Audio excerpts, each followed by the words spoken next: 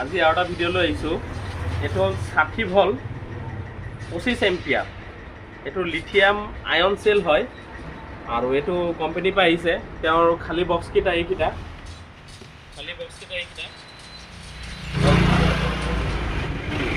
Year complete ready হৈ কৰি দিলোঁ, সজালোঁ।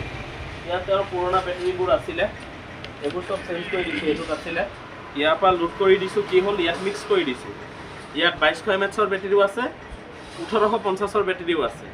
আয়াৰ টেষ্টাৰত কমপ্লিট ভাল ওলাইছে, গতিকে দুটা মিলি পেলাই এটা বেটাৰী বনাই দি আছোঁ।